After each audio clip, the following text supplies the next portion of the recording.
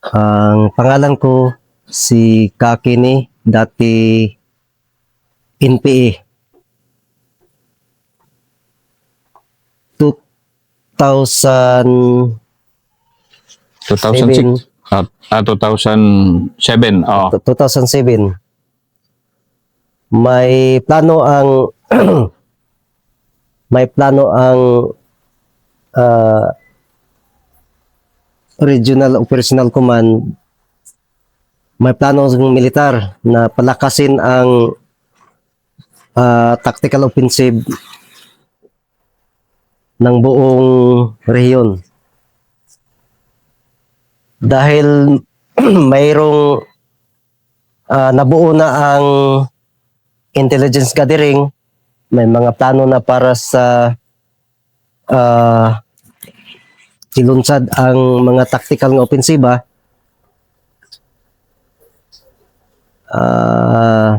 Dahil sa panawagan na ikasa ang mga tactical ng opensiba, ako ang posisyon ko ay isang CO na sa SYP-1, Regional Headquarters.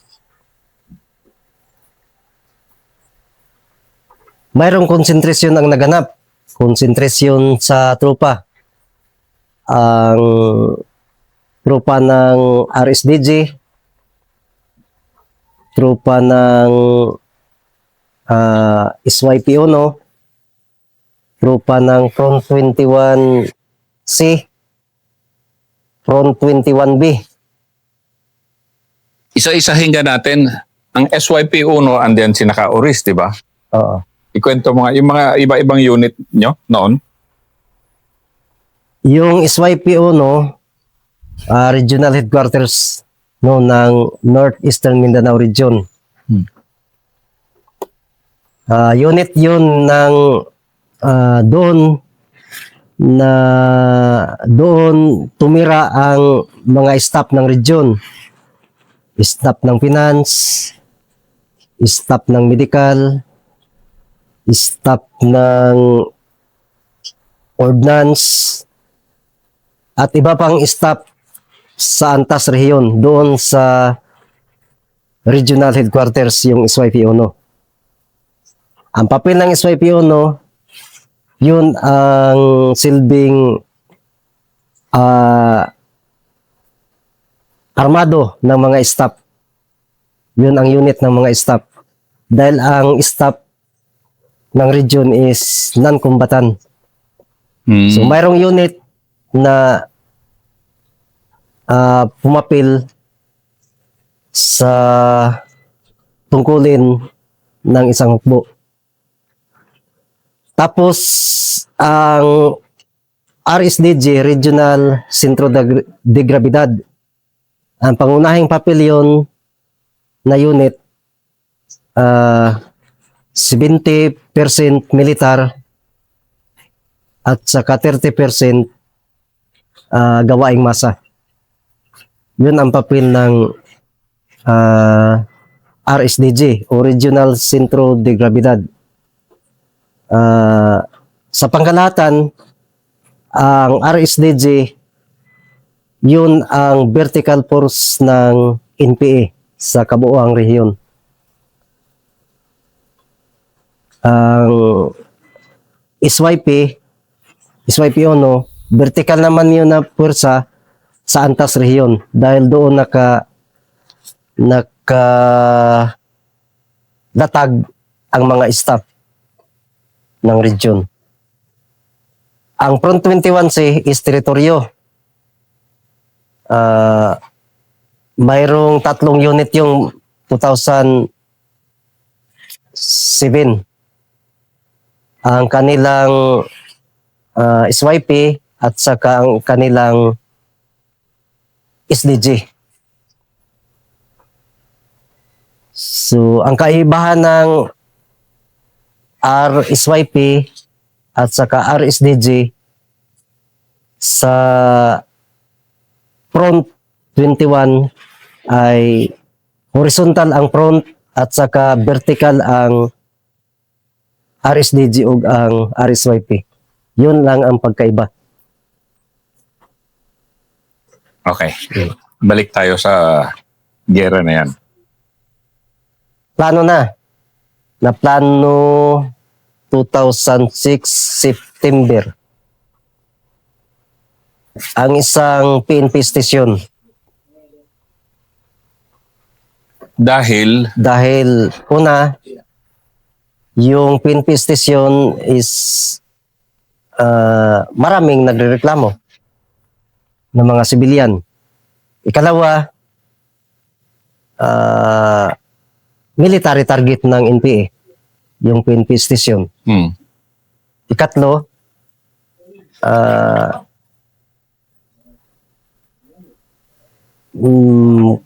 kining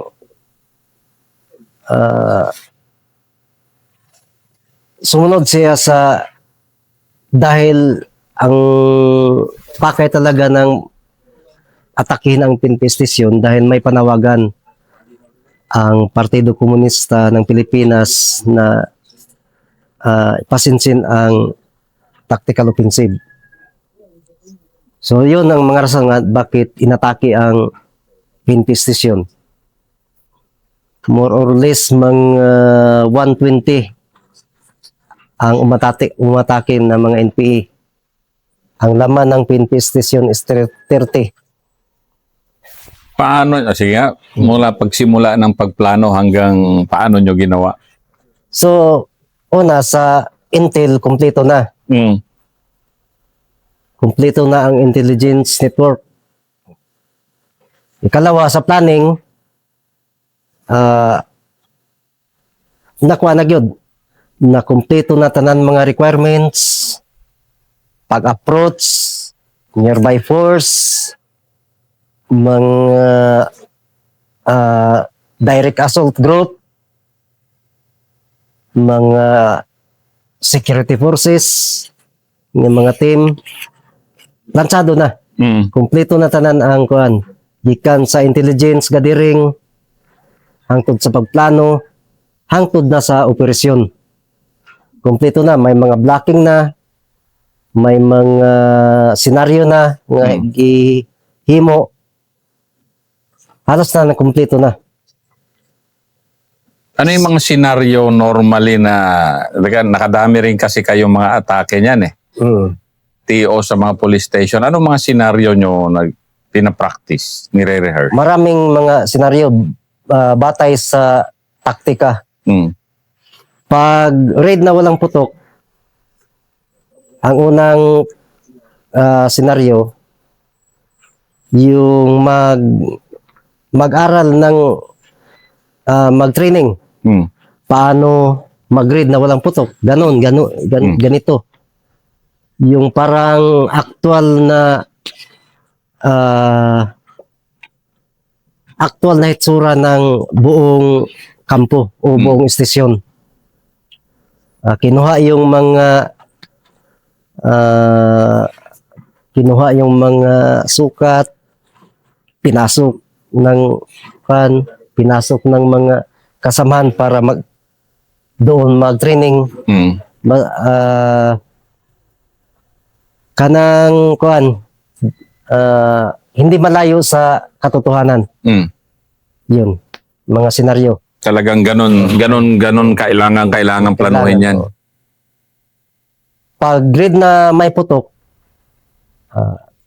doon kami sa malayo mag-training na hindi madinig ng mga civilian.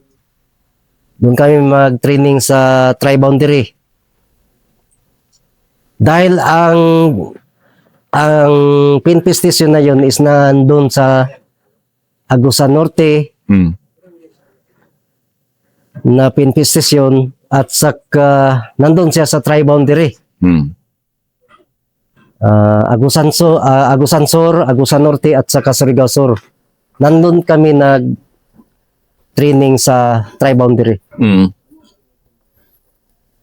So kinasa yung lansado na ang plano, Pagkatapos, na kumpleto na, kinasa namin mga gabi.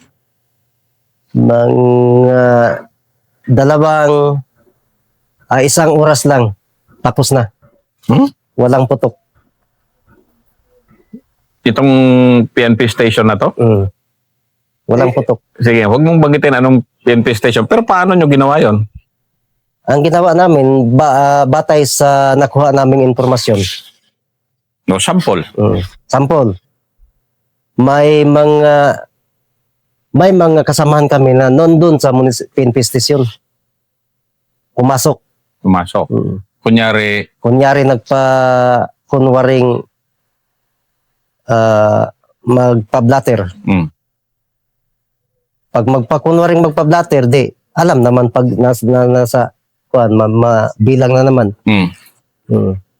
Tapos, may mga civilian din na nakapasok. Yun ang actual na kinukuha namin na datos. At saka may observer kami sa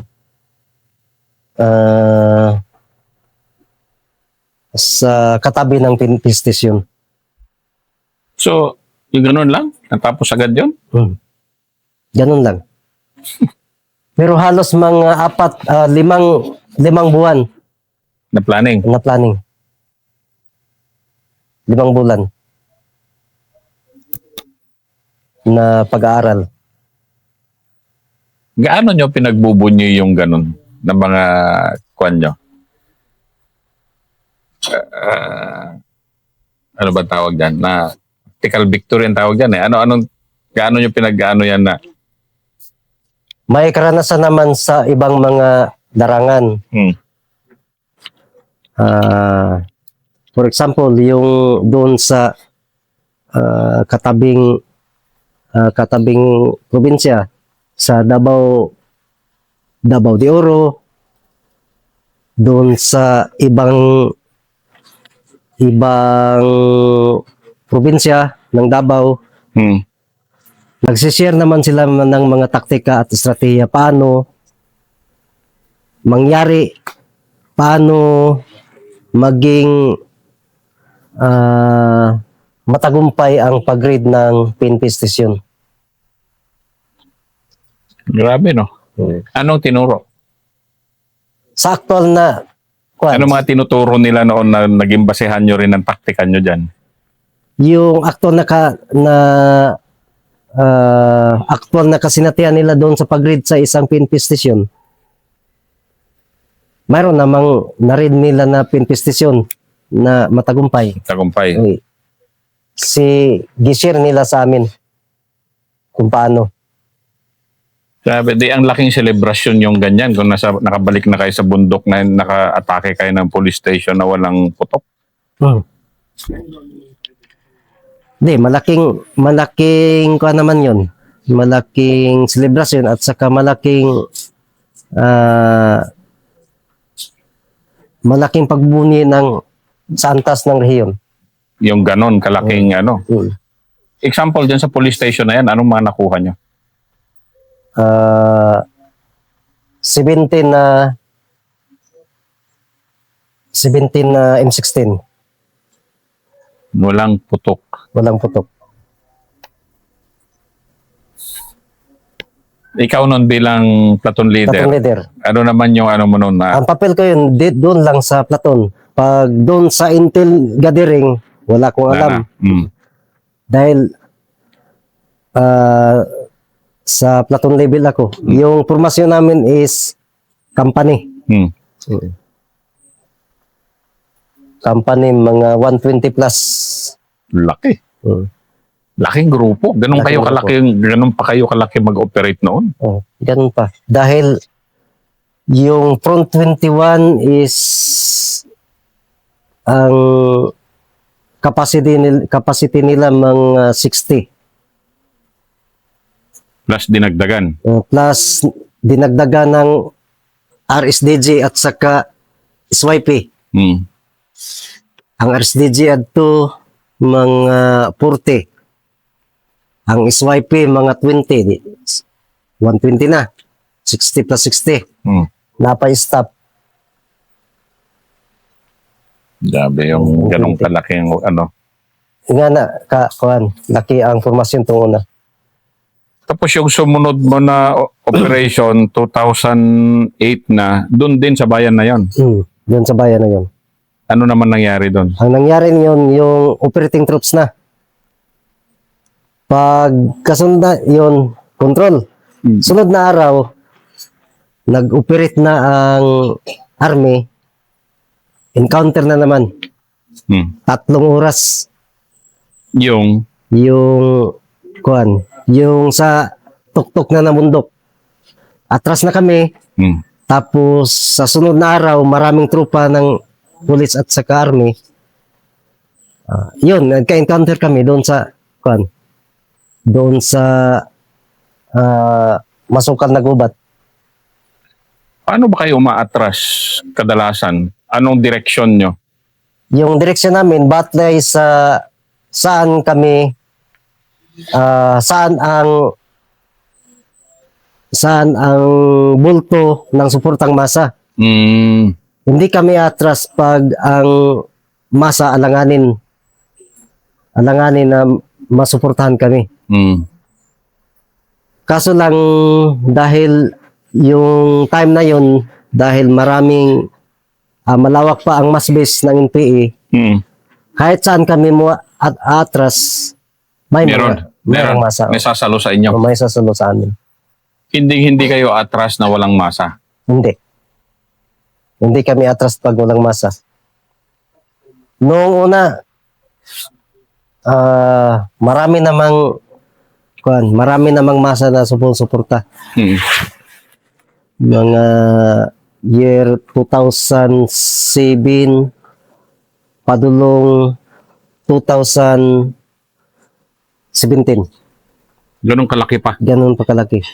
Pagka 2017, pabulusok na. Hindi, mamaya ikukwento mo yon. Kasi yun yung, sa totoo lang, kasi nga, kwento mo nga, kasi nung nawala yung masa, doon kayo bumagsak, di ba? Pero last episode mo sana ito, pero ikwento mo nga bakit nung nawala yung masa sa inyo. Dahil ang masa talaga, yun ang pundasyon ng armadong pakikibaka. Kung walang masa, walang mass base, so ang galaw talaga ng NPA, utak pulbura. Dahil kung walang masa, so sino pa man ang ano pa man ang gawin ng NPA pag walang masa. So dahil ang masa sa tingin nyo, yun yung pinagsisilbihan nyo? Ganun ba? Sa prinsipyo. Sa prinsipyo? Sa prinsipyo, ganun. Dahil ang masa naman talaga ang nandun. Masang magsasaka, manggagawa. Dahil sa prinsipyo namin, yung masang magsasaka, sila yung pinaka-vulnerable na hindi umaangat ang kanilang kanilang hanap buhay. At saka yung mga manggagawa, yung mga sweldo nila hindi umangat, barato ang sweldo nila. Doon kami pumapasok. Ang NPA naman, dahil sa nandun nakabase sa bukid, karamihan sa mga tao, mga magsasaka. So doon doon ang NPA nag-organisa sa mga magsasaka, at doon naman ang NPA, ang full-timer na NPA, galing sa mga magsasaka din. Ganun ba? Magsasakang lumad o magsasakang Bisaya o magsasakang halo-halo? 2006, wala pa may mga full-timer nga. Gamay ra kayo. Gamay lang ang full-timer nga mga lumad. Ganun ba? Karamihan nun, Karamihan mga kuan mga Bisaya. ganun ba? Diha ni kusog ang sampa sa mga lumad panahon na sa 2010. 2010. Oh, 2010. So anong diferensya ba ng noon makumpara mo di ba yung lumad tsaka yung Bisaya o yung normal na settler o doon kasi sa ibang lugar tawag sa kanila settler pero dito kasi basta lumad tsaka non-lumad din. Anong mga kwan nun? Mga tipong bakit ganon mas dumami yung lumad nung 2010? Dahil sa panawagan na magparami ng sampa, may panawagan ang Komite Sentral na kailangan magparami ng sampa at ang panawagan ng rehiyon magparami ng sampa. Natural naman ang taga-teritoryo, yung mga taga-teritoryo na horizontal forces, dahil doon sila sa interior, ang karamihan ng mga sampa naman nga nandoon sa interior, mga lumad. So doon na naorganisa ang mga lumad, mga kabataang lumad at nakapasok sa NPA, full-time as NPA. Dahil may panawagan. May panawagan. May panawagan. Pero yung mga dati na, hindi naman nagbabaan pa. Wala pa. Wala pa. Wala Oo. pa nagbabaan. Doon pala, kaya pala mas lalong dumami noong 2010 dahil may lumad na tsaka nadagdag na maraming lumad. So nandun. So yun ang kuan. Yun ang 2007. Tapos ang sumunod mo, 2008, at sa anong sumunod mo dito? Natapos yung police station, natapos yung encounter na yon. Anong sumunod mo doon? Ang sunod ko, na-redeploy ko. Gi-redeploy ko, nagkuhan, ang panawagan na ito nga paligunon ang mga formasyon. Tagalog. Oo. So, yung formasyon ng mga unit ng NPA kailangan konsolidahin. So ang bilang isang CO, tungkulin ko naman na lahat ng mga kasamahan ko kailangan makonsolida batay sa mga prinsipyo. So 3 taon ako nandun sa base. Anong trabaho mo doon pag ganon? Yun, nagproduksyon, nagtanim ng gulay, nag-aaral, 3 nag-training. taon ka? Ganon? Kasi yun naman ang kuan, yun na ang panawagan na kailangan ang mga bayan, ang mga teritoryo muadto na sa matag area. Ang vertical forces, ang headquarters dapat hindi na mo Sa taas? hindi na mo sabay sa gawaing masa doon sa horizontal. Kailangan mag-develop ng area na doon sa base na malayo sa bayan. Dahil pag may plenum, pag ang plenum ang venue doon sa malapit sa bayan, dali lang mabisto. So, ang tahas sa mga unit, ang tungkulin ng unit namin is mag-develop ng area na nandun sa tri-boundary. Doon i-held yung plenum doon yung ideological consolidation, at doon yung military training andin nyo. So 3 taon nandun. So 3 taong ka rin doon. Oo. Bakit ikaw? Ako naman ang kuan. Ako man ang CEO ng regional headquarters. May nakapaligid naman sa amin na vertical force.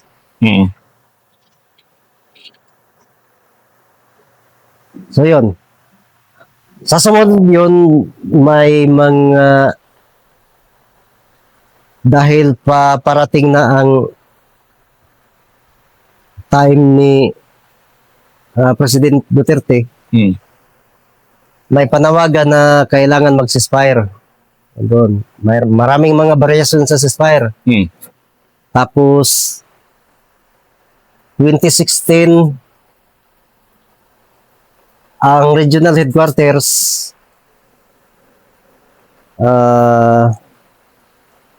gikan nandun sa Agusan Norte, ni-ship diri sa Surigao Sur. Yun na. Oh, yun na. 2016. 2016. Ship ng Okay. Surigao Sur. Yan ang 5th episode ni Kakeni.